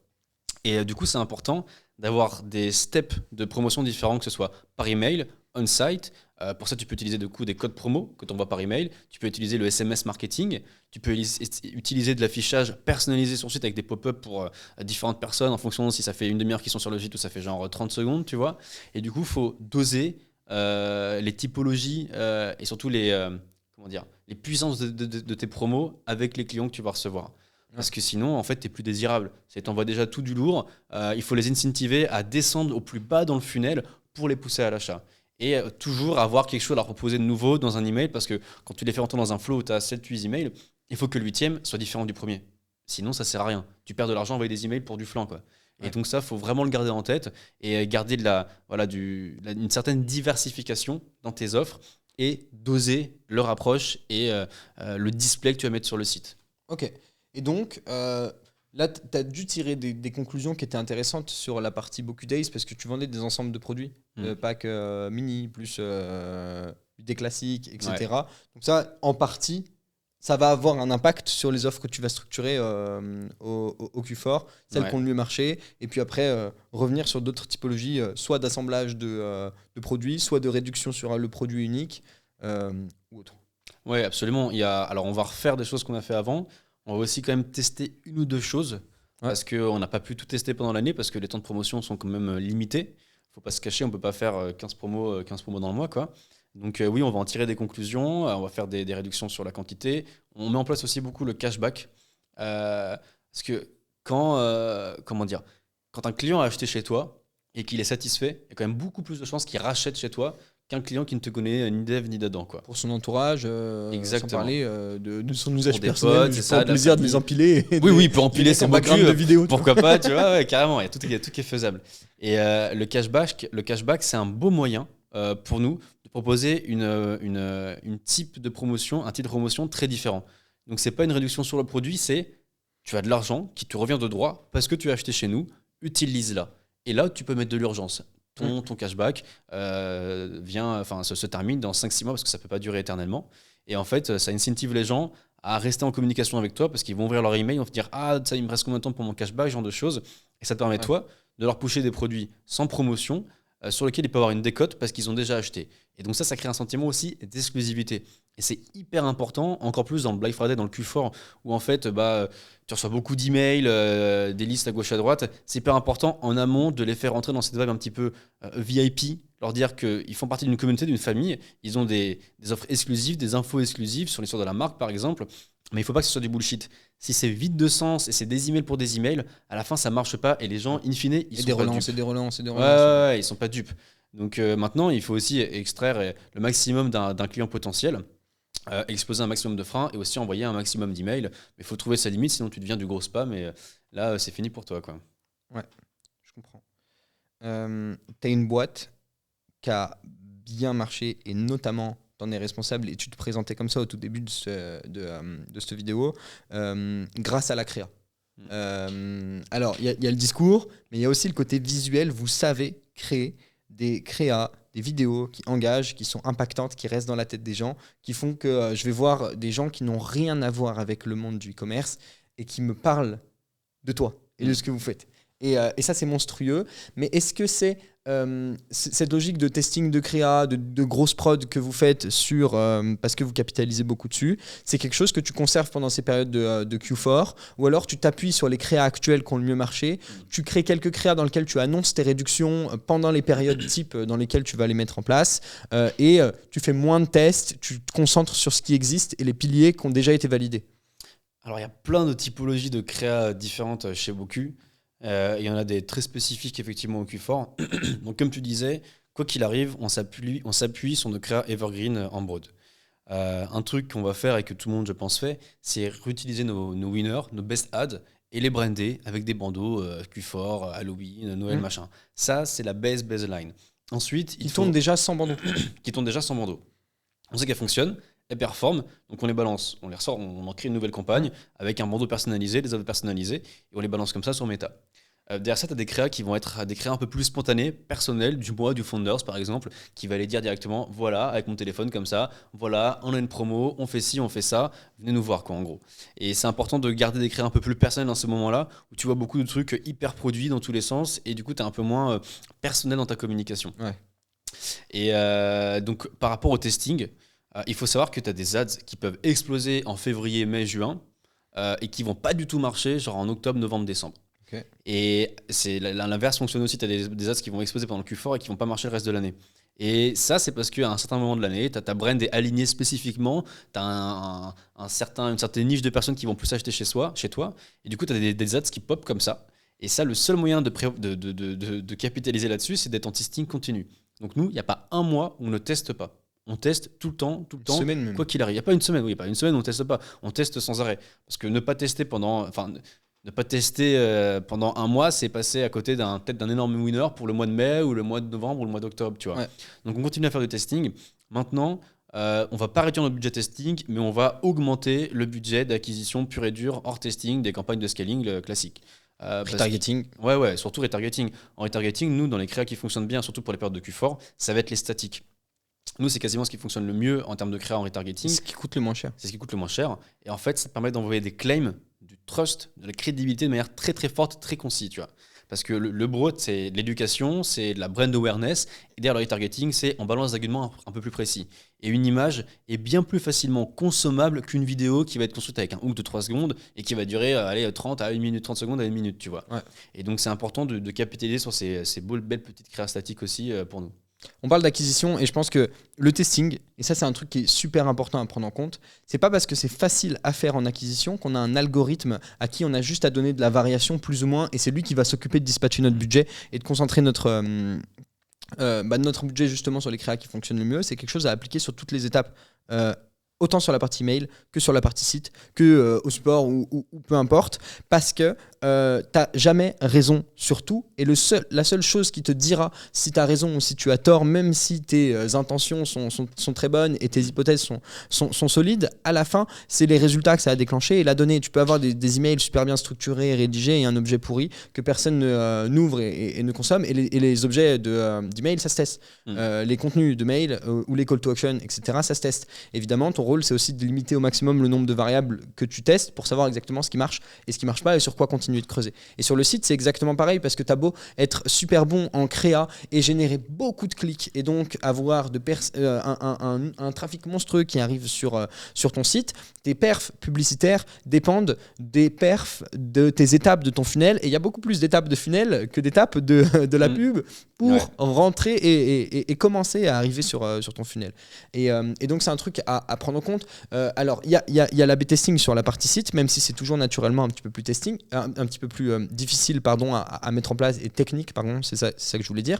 Mais tu peux quand même faire des trucs toi-même où tu peux générer, tu vois, moi je peux très bien dupliquer, et on l'a déjà fait pas mal de fois parce qu'il y a des tests qui sont un petit peu plus difficiles à mettre en place, comme des tests de prix, tarifs de livraison ou des trucs dans le genre. Mais je peux très bien avoir 2 BOQ qui fonctionnent en même temps avec des SKU similaires, des variantes sur ma page et faire mon test au niveau de l'acquisition en dupliquant simplement la même créa sur la même audience et dans le même groupe publicitaire et en divisant simplement mon trafic entre les deux. Et en fait, là, mes performances publicitaires, même si l'échantillon auquel sera soumis les premières personnes des mêmes créas peut être différent, à la fin, sur des gros volumes, les performances dépendront quand même de la variation qu'il y a entre les deux. Et donc, tu peux déjà commencer à mener tes propres A/B testing depuis ta partie acquisition. Et je te conseille de le faire dès maintenant, avant que le Q4 rentre. Tester tes prix aussi, parce que c'est le truc quasi le plus facile pour augmenter ta renta. Et on l'a mis en place. Prix et évidemment tarifs de livraison, qui sont aussi des grosses objections et des raisons pour lesquelles on perd notre trafic sur les étapes de panier. Et vous pouvez le faire sans avoir une ressource interne technique dans la boîte. Évidemment, il y a des trucs sur lesquels tu seras limité toujours, mais tu as quand même des manières de contourner aujourd'hui ta plateforme et ce que tu fais pour continuer à rester dans cette dynamique dans laquelle je teste toutes les semaines, j'apprends des choses et je le fais pas qu'à un seul endroit. Je le fais sur les endroits, sur toutes les étapes qui impactent positivement ou négativement mes performances publicitaires dès le début. Ouais, non, absolument. Et en fait, là, tu rappelles une notion qui est une notion de base, qui est tu ne peux pas driver un business avec des suppositions. C'est pas possible. Il faut A/B tester. Si tu n'es pas sûr de toi, c'est qu'il y a un problème. Et quand il y a un doute, c'est qu'il n'y a pas de doute. Si tu ne sais pas tel ou tel ad va fonctionner, si tu ne sais pas si tel ou tel prix est meilleur, il faut tester sans arrêt. Et ne pas tester, c'est passer à côté d'une meilleure marge, d'une meilleure satisfaction client, d'une meilleure satisfaction au niveau du produit, au niveau de tout et n'importe quoi. Et il faut tout tester, enfin pas tout le temps, mais il faut tester un maximum de choses, un maximum de fois à différents strates, soit les ads jusqu'au packaging même, tu vois. En passant par le site, c'est hyper important. Et je reviens sur le prix. Nous, on a augmenté nos prix jusqu'à 29, je crois, 28% depuis la création de BOQ. Et on vend mieux encore aujourd'hui qu'avant. Tu étais en dessous des 100 balles. On était en dessous des 100 euros, c'est ça. Et là, on est à 139. Et donc, il y a quand même pas mal de différence entre les deux. Et si on avait vendu à 139 dès le début, on aurait eu encore plus de marge et plus de marge de manœuvre pour diriger BOQ que ce qu'on a fait là en l'occurrence. Mais au début, tu as une sorte de syndrome un peu de l'imposteur, si tu veux, où tu te dis, surtout quand tu arrives sur un marché où tu n'as pas de concurrent, tu ne sais pas où mettre ton price point, tu ne sais pas jusqu'où tu peux aller, et parfois tu fais des erreurs parce que tu ne testes pas. Alors, il ne faut pas faire des marges de dingo non plus, parce qu'après, c'est pas bon pour ton business, mais il faut tester. Et ne pas tester, c'est passer à côté de plein de belles choses. Et de la réponse, en fait, parce que tu le sais pas. Tu as peut-être un prix que tu as fixé par rapport à ta concurrence ou même ta croyance psychologique par rapport à ton produit ou simplement un multiple de ta marge, mais ça reflète pas ce que les gens sont prêts à dépenser pour ton produit. Et peut-être que aussi, c'est marrant parce que est-ce que en vendant à 139 dès le début, ça aurait marché pareil, peut-être, mais ce qui est intéressant aussi, c'est que on l'a fait graduellement et qu'on a aussi augmenté et amélioré le discours et la valeur du perçu du produit global, la partie média, multiplier les canaux d'acquisition, qui nous permettait aussi d'augmenter plus sereinement, de tester plus sereinement le fait d'augmenter notre prix. Ouais, tout à fait raison. Mais derrière tout ça, quand tu es une boîte qui fonctionne bien, tu vendras toujours mieux au début qu'à la fin. Tu es toujours plus rentable dans le lancement quand tu es ultra viral que sur le moyen long terme. En théorie, c'est souvent comme ça que ça se passe en e-commerce. Le cœur du game, c'est de rester. Le cœur du game, c'est de rester et de monter en conversion, monter en rentabilité. Mais c'est aussi ce qui nous a poussé à augmenter nos prix parce que, in fine, au début, tu fais beaucoup de bruit. donc tu as tes taux d'acquisition qui descendent parce que tu es très viral, puis après tu l'as un petit peu moins parce que bon, bah voilà, tu n'es plus en pré-vente, tu n'es plus sur Ulule, tu es le marque qui fonctionne, maintenant tu rentres dans le game un peu plus mainstream de l'acquisition. Ouais. Et donc là, il faut ajuster un petit peu tes marges. Et effectivement, on se débrouille quand même mieux qu'avant. Parce qu'on a construit tout un écosystème, parce que le site est bien meilleur, les ads le sont aussi, les équipes tournent mieux, les process sont 1000 fois plus rapides et tout va beaucoup mieux. Et donc, je reviens sur ce que tu disais, l'écosystème est à améliorer de bout en bout. Il faut tout optimiser, tout tester. Et moi, j'ai largement vu la différence quand on n'avait pas de team CRO, quand c'est moi qui m'occupais de Shopify, quand c'est moi qui ai fait le site, jusqu'au moment où vous êtes arrivé et où tu nous as dit, bah, c'est super, hein, mais il y a 1 millier de trucs à tester et je sais pas combien de choses qu'on peut améliorer chez vous très rapidement juste avec des quick wins de base. Mais que nous, on voit pas parce que c'est pas notre expertise. T'as la tête dans le guidon aussi. Bah oui, quand t'es founder, même nos équipes, on a beaucoup de travail. Quand on est une startup, c'est comme ça. Et c'est là où toi, avec ta team, vous nous permettez de libérer beaucoup de temps et de gagner beaucoup de points, quoi. Et sans parler de la tête dans le guidon, encore une fois, et c'est marrant, on en parlait avant avec Younes, si tu veux garder des perfs propres, fais juste en sorte qu'il n'y ait pas de problème. Et toi, tu recharges toujours ton site sur le même téléphone ou avec le même ordinateur et sur le même navigateur, celui que tu utilises tous les jours, et tu passes à côté de 80% du trafic. Ouais. Ça ne représente pas la masse. Et en plus, tu es un geekos, tu as les dernières versions de ton navigateur, tu as mis à jour ton PC hier soir parce que tu as vu la notif, et ça ne représente pas la masse et le nombre de personnes qui arrivent sur ton site. Et le simple fait de comparer ton expérience sur plusieurs navigateurs, de refaire le parcours d'achat sur plusieurs plateformes, de faire des tests de commande, c'est pas parce que c'est ta boutique que tu dois pas commander dessus, et être sûr et certain que tout fonctionne à chaque fois, parce que particulièrement sur ces étapes où il va y avoir du volume, il y a une connerie, tu mets 10, 30, 50 minutes à t'en rendre compte, tu peux perdre des sacrées billes. Et en fait, ta rentabilité, bien souvent, elle s'effrite plus par rapport aux petites conneries que tu fais sur ton site tous les jours ou que quelqu'un de la team fait. Plutôt qu'à ce qu'on met en place, ce qu'on change, etc. Même si, évidemment, quand on est basé sur un environnement sain, on peut ajouter, modifier, supprimer des choses et évidemment les soumettre à des tests en étant un petit peu plus à l'aise. Mais la partie quick win, comme tu disais, réglage de bugs, etc., elle fait du bien à tout le monde. On le voit dès qu'on onboard un nouveau site parce que c'est toujours la même chose. On regarde toujours notre site de la même manière avec les mêmes outils et on passe à côté de plein de choses qui sont évidentes en termes d'UX, d'expérience, etc., mais qui ne le sont pas forcément pour toi qui regarde ton site tous les jours et qui veut juste regarder si le prix est positionné bien en dessous du titre. Ouais, si on veut. Et on n'est pas des techniciens dans l'âme non plus, donc c'est pas les choses dont on se rend compte. Mais effectivement, ça peut être stupide, mais comme tu le dis, tester le parcours d'achat une fois par mois, à chaque transition de promotion, chaque transition du test, c'est hyper important.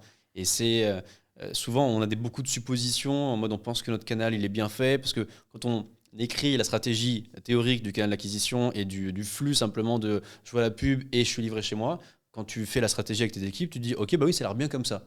Mais tant que tu le testes pas toi en tant qu'utilisateur, tu te rends pas compte à quel point c'est bien ou d'à quel point c'est pas bien. Ouais. Et ça, il faut le faire, il faut se forcer, il faut le faire rapidement.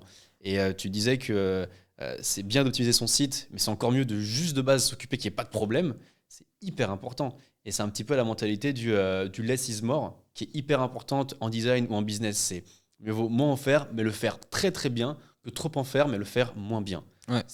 Il faut d'ajouter des trucs et en fait au final se retrouver à être précipité, à faire vite, à être obligé de coller des bouts de scotch de temps en temps parce qu'il y a une pression qui est mise constamment sur les équipes. C'est pas en mettant 15 apps sur ton site pour optimiser tout ce qu'il faut que tu vas mieux convertir au final. Mieux en avoir 3 et construire un bel écosystème et tout exploser comme ça et t'en tireras de bien meilleurs résultats.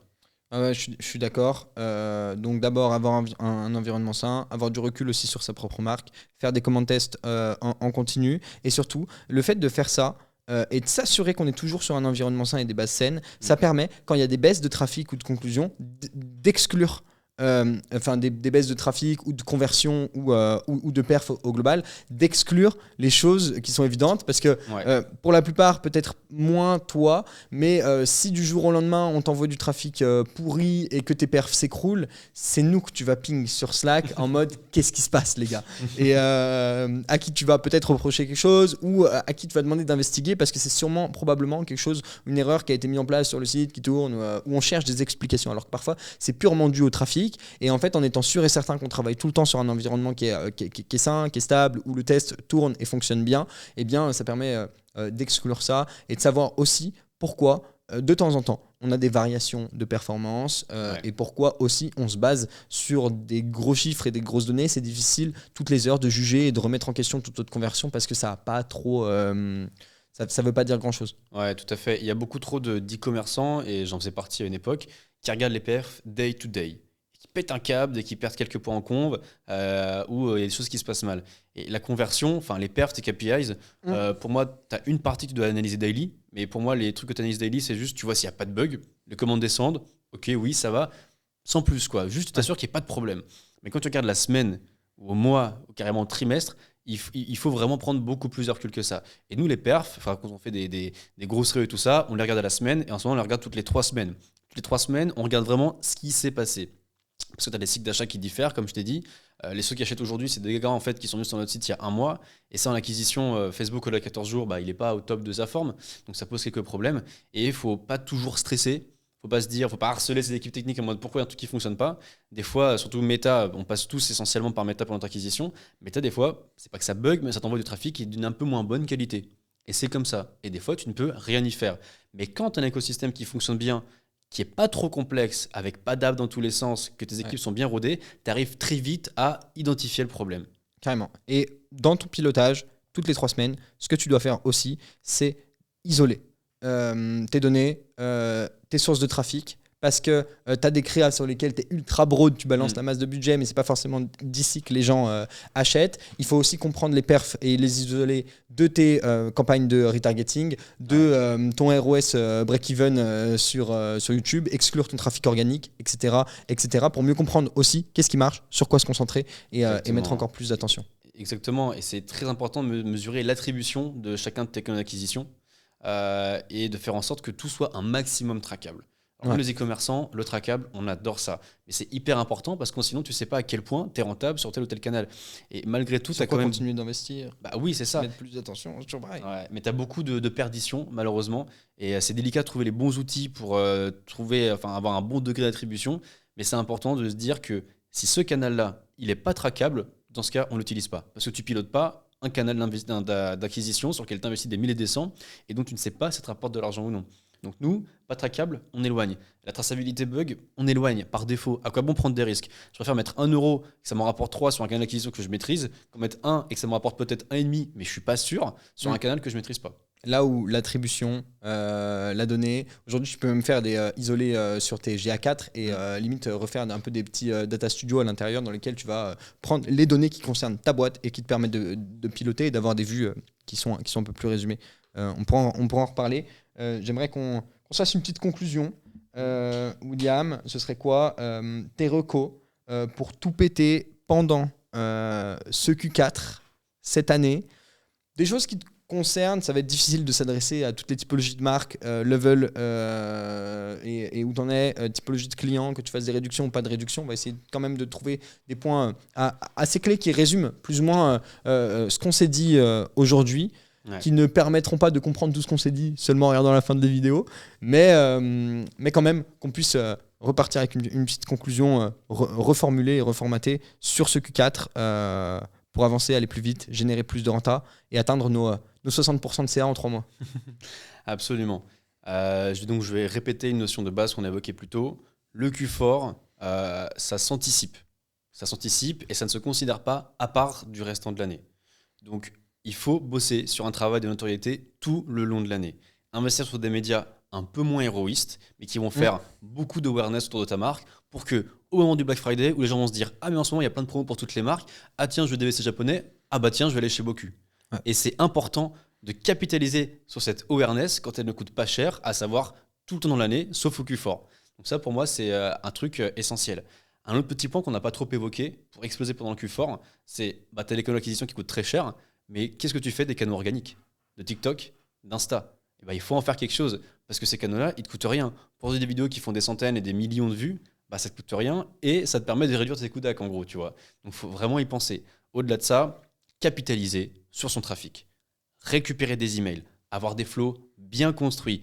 Entretenir sa base de données. Ne pas envoyer un seul email à toute ta base de données, faire sauter, atterrir dans tous les spams de tout le monde. Et donc, il faut entretenir sa base de données, envoyer les bons emails au bon moment, aux bonnes personnes, pour pas saturer ton audience, saturer tous tes emails, parce que sinon, tu le fais une fois, mais pas deux. Et en fait, les gens t'écoutent plus à la fin. Et savoir, je te coupe, mais pendant que tu dis ça, ce qui est important aussi, c'est que ta boîte mail, le jour J, elle va être bondée. Et il faut que ton utilisateur il charge ton site et qu'il soit déjà au courant de ce qui va se passer, plus ou moins que tu l'aies chauffé, même s'il le découvre en chargeant ton site, sans passer par sa boîte mail. En allant sur helloboku.com et en découvrant ce qui va se passer, parce que ça fait plusieurs mois que tu l'éduques, que tu prépares cet événement et ce que tu fais, et en fait tu risques vachement de passer à côté de l'opportunité si tu lances tes créas le 24 ou 25, je sais plus, au soir, au matin, et l'action et la campagne de pub aussi. Il y a même des marques qui commencent en Black Friday, ils ont déjà mis le bandeau une semaine avant. Ouais, absolument, mais c'est important, comme tu dis, de conditionner l'utilisateur, que ce soit une semaine, un mois ou 2 mois avant. Il faut le conditionner sur le fait que les plus grosses promos, elles arrivent maintenant. Et c'est important quand elles arrivent, qu'elles soient différenciantes, qu'elles soient brandées, qu'elles soient sexy, et que ça ne soit pas les plus fortes promos d'un coup en full display sur ton site pour tout le monde ever, tu vois. Parce qu'il faut entretenir ce sentiment d'exclusivité, sinon les gens vont pas revenir chez toi. Si tout le monde a la même promo au même prix, alors qu'il y en a qui sont inscrits sur une liste, qui ont attendu un mois et tout, et il y en a qui débarquent day one et qui ont la promo, ça fonctionne pas. Ça va, ça fonctionne un mois, mais l'année prochaine, ça fonctionnera plus. Ouais. T'étais lancé, je t'ai coupé. Il y avait d'autres sujets. On est sur le fait d'anticiper, capturer les leads et les préparer, les conditionner, comme tu disais. Et derrière, un peu moins acquisition, mais préparer sa marque, préparer le terrain, en termes de SAV, en termes de logistique, en termes de budget, savoir jusqu'où tu peux dépenser, c'est hyper important. Voir d'ailleurs si tu peux dépenser tout ça et faire en sorte qu'avec ton équipe, tu peux tenir le service avant et après-vente. C'est tout con, mais on préfère vendre 1000 produits bien que genre 20 000 produits de façon éclatée. On va avoir des retours de toutes parts, on va être moins rentable parce qu'il va falloir qu'on rembourse les gens, on va avoir des boîtes mail inondées, ça va ralentir les opérations, et janvier-février, on va en pâtir. Donc il faut quand même s'assurer de bien vendre pendant le Q4, sinon ça détruit ta marque sur le moyen long terme. Et de délivrer le même niveau d'expérience sur l'acheminement de la commande, la rapidité au support. Donc anticiper, préparez vos versions de thème avec les offres où tu as juste à cliquer sur publier pour que tout se fasse. Programmez vos emails et vos campagnes, que ce soit des flows ou de la newsletter. Tu peux commencer déjà à rédiger tout ce qui va être envoyé pendant ce dernier trimestre, que ce soit en termes de créa, commencer à préparer tes créas, commencer à préparer tes offres et donc réappliquer à chaque fois tes conclusions sur ton mail, sur tes créas et sur ton site pour que tu puisses te concentrer sur le cœur du truc. Et là où il y a plus d'humains et plus de potentiel à avoir des problèmes, que tu anticiperas peut-être moins, et donc sur la partie acheminement du produit, support, humain, il se peut qu'il y ait un truc qui saute, mais le but c'est aussi d'anticiper tout ça. Et si c'est ton premier Q4, et ben en tout cas j'espère que tu as pris pas mal de golden nuggets, c'est comme ça Ouais, on peut les appeler comme ça, ouais. Ouais, j'espère. Mais le Q4, c'est une merveilleuse période. C'est beaucoup de belles sensations, de beaux sentiments. C'est une aventure qui peut être un peu difficile, très stressante par moment, mais il faut le prendre de manière positive et en tirer de bonnes conclusions. Mais attention, avec les conclusions tirées trop hâtivement, parce qu'une ads, une stratégie qui fonctionne au Q4, c'est pas une ads qui va fonctionner plus tard dans l'année. Parce que tu as quand même une intention d'achat qui est très forte en Q4 et il ne faut pas se baser sur ces résultats-là pour driver le reste de business le reste de l'année, sinon tu vas avoir de très mauvaises surprises parce que personne ne veut autant acheter qu'à Noël, qu'au Black Friday et qu'à la rentrée, tu vois. Donc il faut faire attention pour ceux qui débutent à pas tirer toutes les conclusions du monde et se dire ok, wow, on a fait un ROAS de 5-6 sur les 3 derniers mois, on va faire pareil le reste de l'année. Ça ne fonctionne pas comme ça. On ne va pas commander des milliers de stocks, on ne va pas faire des emprunts à la banque pour financer tes ads, alors qu'en fait, c'est une période très spécifique quand même. Ok. William, tu as géré. C'était incroyable cette intervention. On se revoit bientôt, j'espère. Bonne continuation à toi. Pensez à votre bien-être aux toilettes et dans la vie de tous les jours. Avec plaisir, Thomas. Ouais. Merci beaucoup, c'était super. Et j'espère que grâce à nous, beaucoup d'e-commerçants vont péter les scores. Vas-y les gars. Ciao. Bye.